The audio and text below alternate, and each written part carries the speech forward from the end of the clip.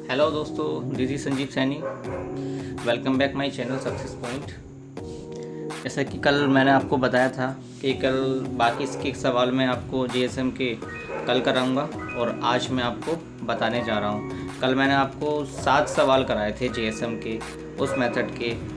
उसी तरीके के मैं कुछ और भी सवाल लेकर आया हूं, तो आइए देखिए उन सवालों को। और हर सवाल में अलग तरीके का जीएसएम लगेगा। आप भी इन सवालों को देखना, ट्राई करना किस तरह से मैंने किए हैं, उस मेथड से आप भी करना। ठीक है दोस्तों, तो चलते हैं आगे। देखिए दोस्तों, 7वां सवाल तो हमने कर लिया था कल। अब 8वां सवाल बताता हूँ मैं, 8वां सवाल कैसे करना है।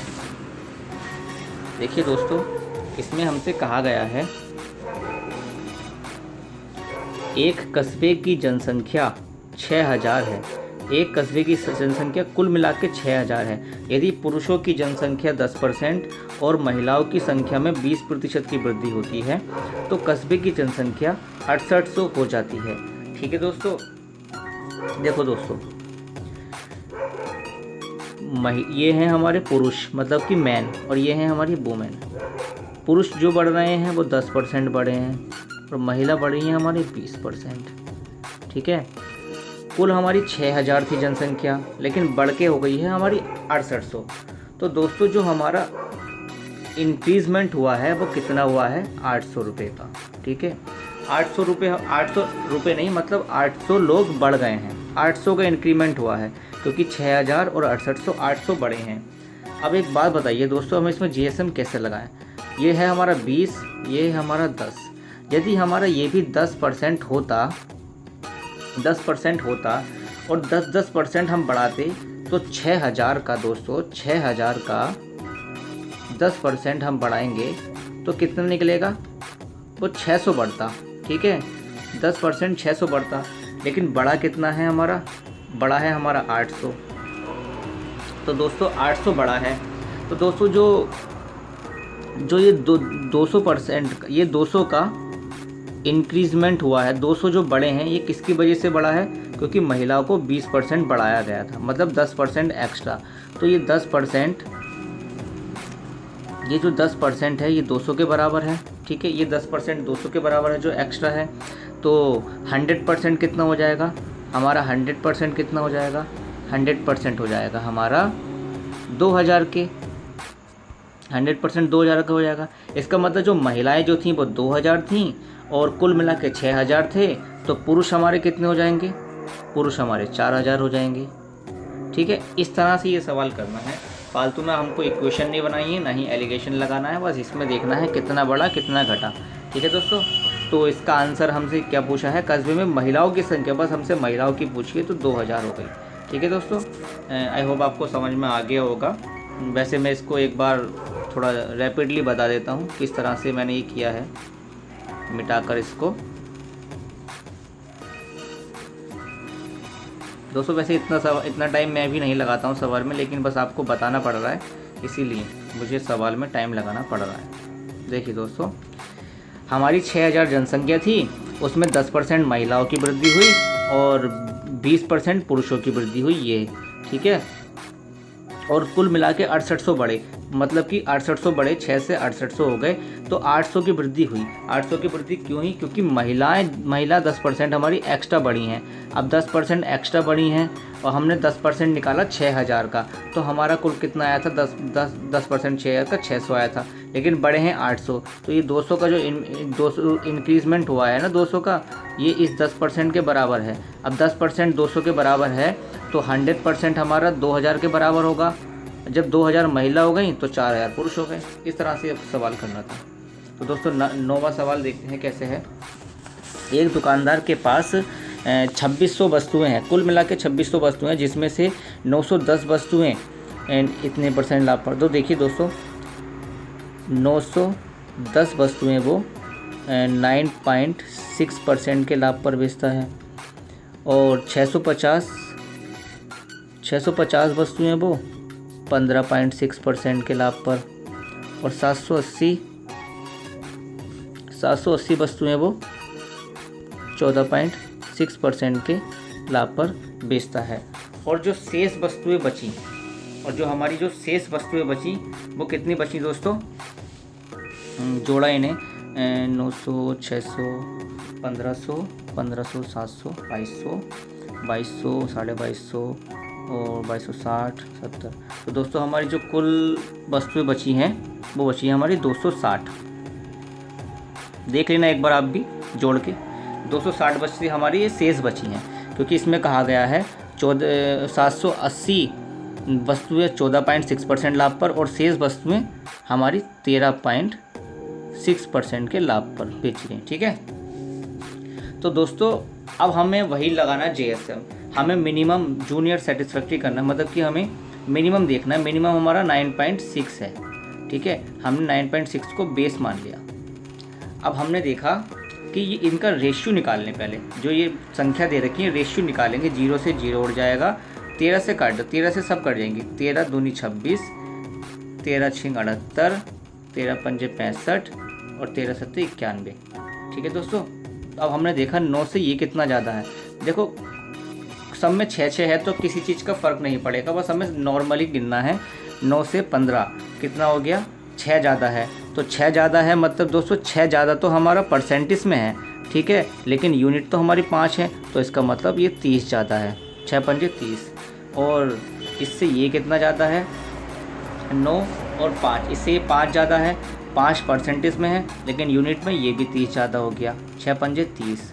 और हमारा ये कितना ज़्यादा है, इससे ये 13.6, ये ज़्यादा है हमारा 4 परसेंटेज में है, तो यूनिट हमारी 2 है, तो कितना हो जाएगा हमारा 8%, 8 ज़्यादा हो जाएगा। तो कितना हो गया 30, 30, 8, 68।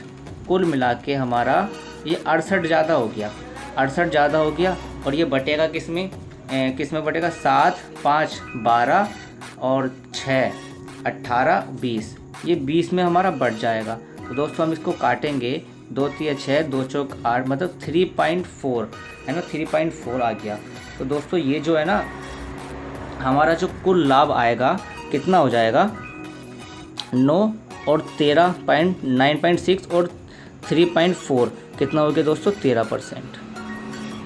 ये हो गया हमारा 13%। तो इसका जो कुल लाभ प्रतिशत आया है वो आया है 13%। दोस्तों आपको समझ में आ गया होगा, वही JSM लग रहा है अब तक, इसमें कुछ नया नहीं है। तो इसका आंसर 13% हो गया। ठीक है, ऐसी अब ये आया एक सवाल, इसमें हमें क्या दिया है, इसमें हमें दोस्तों गेहूं दिया है। गेहूं को देखो दोस्तों मैं G मान लेता हूँ, गेहूं को G, गेहूं, चावल को C मान लेता हूँ और सब्जियों को S मान लेता हूँ। ठीक है, गेहूं, चावल और सब्जियों पर खर्च का अनुपात हमारा 8, 5 और 7 है। दोस्तों आपको याद रखना है, जब भी हमें कोई संख्या दी होगी तो हमें उसका रेशियो बनाना है। सबसे पहले रेशियो बनाना है। रेशियो से हमें गुणा भाग करने में बहुत ही आसानी हो जाती है रेशियो, वरना संख्याओं को गुणा करने में बहुत ज़्यादा कैलकुलेशन करनी पड़ती है। देखिए इससे पिछले वाले सवाल में मैंने ये इन सब का मैंने संख्याओं का रेशियो ही निकाला है। रेशियो से मुझे ये आसानी पड़ी निकालने में। ठीक है, इसी तरह से, लेकिन हमें इसमें तो रेशियो पहले से ही दिया है 8, 5 और 7 का। यदि गेहूं, चावल और सब्जियों की कीमत में इतनी, देखो गेहूं में तो हमारी कीमत बढ़ी है 13.5%। ठीक है, और चावल में 12.5% बढ़ी है और सब्जियों में 8.5% बढ़ी है। इतनी बढ़ी है, वृद्धि की जाती है। अगर परिवार के कुल खर्च में 1150 रुपये की वृद्धि होती है तो उस परिवार की प्रारंभिक खर्च बताइए। प्रारंभिक खर्च बताना है। ठीक है, तो दोस्तों इसमें हमने बेस क्या माना, बेस किसे माना, हमने 8.5 को माना। ठीक है, हमने बेस माना इसमें 8.5 को। 8.5 से ये कितना ज़्यादा है, 8, 4 ज़्यादा है ना, 4 तो परसेंटेज में ज़्यादा, यूनिट हमारी 5 है, 5 चौक 20 ज़्यादा है ये। ठीक है, और हमारा 8.5 से ये 13 कितना ज़्यादा है, ये 5 ज़्यादा है। 5 तो परसेंटेज में है, लेकिन यूनिट हमारी 8 है, तो 8 पंजे ये 40 ज़्यादा है हमसे। तो कुल मिला के ये 8.5 से 60 ज़्यादा है, तो 60 ज़्यादा है और बटेगा किस में ये 8, 5, 13 और 7, 20 में ये बढ़ जाएगा। 20, 3, 60। तो दोस्तों कितना हो गया ये, इसको अब मैं मिटा देता हूँ। इतने बीच हो जाएगा हमारा 8 और 3, 11.5। ठीक है, ये हमारा कुल लाभ परसेंट निकल गया। ठीक है, कुल लाभ परसेंट। इसमें हमें दिया अगर परिवार के कुल खर्च में, लाभ नहीं निकला है, ये कुल खर्च निकल गया। हाँ, मतलब कुल खर्च निकल गया। कुल खर्च हमारा 11.5 निकल गया, लेकिन परिवार का जो कुल खर्च है वो 1150 है। तो ये जो है ना दोस्तों, इतना परसेंटेज हमारा 1150 के बराबर हो जाएगा। ठीक है, इसके बराबर हो जाएगा। अब हमने इसे काट लिया, पॉइंट उड़ाया, 0 बढ़ा दिया, 115 से काटा एक बार में इतना, मतलब कि 1% हमारा 100 के बराबर है। तो दोस्तों कुल खर्च कितना होगा, मतलब कुल खर्च मतलब कि प्रारंभिक खर्च कितना होगा। प्रारंभिक खर्च का मतलब है दोस्तों ये रेशियो, पहले हमें जो रेशियो दिया था ये कितना है, और हमें 1% का मान पता है, मतलब कि एक रेशियो है 1%, इसका मान पता है। तो प्रारंभिक कितना होगा, 8, 5, 13 और 7, 20। तो इसकी 20 से गुणा कर दो, कितना आ जाएगा दोस्तों, 20,000। वैसे तो 2000 आया है, शायद यहाँ पर हो सकता है 0 की कमी हो, यहाँ एक 1150 की जगह 11,500 हो। तो दोस्तों वैसे तो इसका आंसर यही आएगा। अब 2000 हो या 20,000 हो, हमें ऑप्शन में 2 से मतलब है, 2 दिख गया, आंसर आ गया। ठीक है दोस्तों, वो तो डिजिट्स का मतलब है कि हमें क्या दिया है क्या नहीं दिया है, लेकिन जो सवाल का मैथड है वो ऐसे होगा। आप इसी तरह से करना। ठीक है दोस्तों, ये हो गया हमारा 10वां सवाल। अब जैसे कि हमारा यह है 11वां सवाल। 11वां सवाल में क्या कहा गया है, किसी परीक्षा में कुल 200 प्रश्न हैं। दोस्तों ये बहुत अच्छा सवाल है, और ये बार बार एग्जाम में इस तरह के सवाल बहुत आ रहे हैं। मैंने खुद देखे यार, कई बार देखे ऐसे सवाल, तो मैंने इसमें के 2 सवाल ऐड किए हैं इसमें। तो देखिए, किसी परीक्षा में कुल तो 200 प्रश्न हैं, हमारे कुल 200 प्रश्न हैं। 200 प्रश्न, पहले भाग में वो 75, एक 2 भाग हैं, पहला और दूसरा। पहले भाग में वो 75 प्रश्न में से एक विद्यार्थी 69% इतने प्रश्न करता है और उसके इतने अंक आते हैं। ठीक है, तो दूसरे भाग में कितने प्रतिशत अंक प्राप्त करे, कितने प्रतिशत अंक प्राप्त करे कि उसे कुल पर, ताकि उसे कुल 74% अंक प्राप्त हों। ठीक है, 74% अंक प्राप्त हों। एक बात बताइए दोस्तों, हमारे 200 प्रश्न हैं, 75 जब वो एक पार्ट में करेगा तो दूसरे में कितने करेगा, 125 ही करेगा ना, दूसरे वाले भाग में तो 125 करेगा। ठीक है, अब हमने इसका रेशियो निकाल लिया दोस्तों, 25 3 75, 25 पंजे 125। ठीक है, अब हमने बेस जो है ना इसे माना, मतलब कि बेस क्या मानना, ये JSM दूसरे टाइप का होता है। जब हमें इसमें दूसरी वैल्यू निकालनी होती है तो हम इसमें कुल में से कंपेयर करते हैं, कुल से कंपेयर करते हैं छोटे को। जैसे कि अब 74 है, ये 74 से ये कितना कम है, 74 से 5 कम है, 5% इसमें कम है। तो यूनिट कितनी है, 3, 5 या 15, तो ये कुल मिला के हमारा 15 कम है। ठीक है दोस्तों, मैंने स्टार्टिंग में भी आपको बताया था, जब एक वैल्यू दूसरे से कम है तो तीसरी वैल्यू होगी, मतलब कि ये x इस कुल से ज़्यादा होगी। कितनी ज़्यादा होगी, -15 नहीं, क्योंकि ये 5 यूनिट है, 5 यूनिट में भी बटेगी ये 5 तिया, मतलब कि -3 ये कम है। तो ये 74 में -3 हमारा ऐड हो जाएगा 3, तो ये कितनी हो जाएगी, 74 और 3 77% उसको लाने होंगे दूसरे में। तो दोस्तों x का मान हमारा 77% हो गया। ऐसे करना है सवाल, इसका आंसर तीसरा हो गया। ठीक है, ये भी समझ में आ गया होगा आपको सवाल। शुरू से देखा करो, ये तो घिच पिच हो जाती है बाद में, क्योंकि ये वैसा बोर्ड है ना, मैं आपको पेन से समझाता तो वो अलग होता है। अब इसी तरह का दूसरा सवाल देख लो और अच्छे से समझ में आ जाएगा। देखिए, किसी परीक्षा में कुल 270 प्रश्न हैं, कुल 275 प्रश्न है। पहले भाग में, इसमें भी 2 पार्ट हैं, पहला भाग और दूसरा भाग। पहले भाग में वो 135 क्वेश्चन करता है, भाग में 135 क्वेश्चन में से करता है और 66% अंक लेकर आता है। ठीक है, करता है, तो उसे दूसरे भाग में कितने प्रतिशत अंक लाने होंगे, ताकि उसे कुल 70% अंक प्राप्त हो जाए। ठीक है, कुल पर 70% अंक प्राप्त हो जाए। तो दोस्तों 135 जब वो पहले भाग में ला रहा है, वो कुल है 270, तो दूसरे में भी 135 ही कर रहा होगा। ये तो और आसान हो गया, क्योंकि इसमें रेशियो हमारा 1:1 आ गया। ये तो हमारा बहुत ही ज़्यादा इजी हो गया सवाल। ठीक है, इसमें हमारा रेशियो 1:1 आ गया, इसमें 1 और इसमें 1। अब दोस्तों देखो, हमारा 70 से कुल, मतलब कुल से कितना कम है, ये 4 कम है, 4 कम है ना, 4। तो दोस्तों इसमें 4 कम है तो 4 ही रहेगा, क्योंकि हमारी जो मेन यूनिट है वो 1 ही है, रेशियो में 1 ही है, तो 4 कम है। तो ये जब 4 इससे कम है तो x का मान 70 से 4 ज़्यादा हो जाएगा, कितना हो जाएगा 74%। 74% हो गया, ठीक है। तो इसका ए आंसर हो गया। दोस्तों लास्ट, आज का ये लास्ट सवाल है। इस सवाल, ये भी सवाल उसी की तरह है लेकिन थोड़ा इसमें अलग है। किसी परीक्षा में कुल 200 प्रश्न हैं, कुल 200 प्रश्न हैं। अगर पहले भाग में कुल 120 हैं, इसमें 2 पार्ट हैं, पहले भाग में 120 हैं तो दूसरे में 80 ही होंगे, क्योंकि कुल 200 प्रश्न हैं। पहले भाग में वो 75% अंक प्राप्त करता है और जबकि दूसरे भाग में वो 80% अंक प्राप्त करता है, 80% अंक प्राप्त करता है। तो परीक्षा में कुल कितने % अंक प्राप्त करता है? कुल पूछा है दोस्तों। अब ये कुल का मामला आ गया, मतलब कि अब इसमें हमें कंपेयर नहीं कराना है, क्योंकि इसमें हमें कुल दिया ही नहीं है, हमें कुल निकालना है।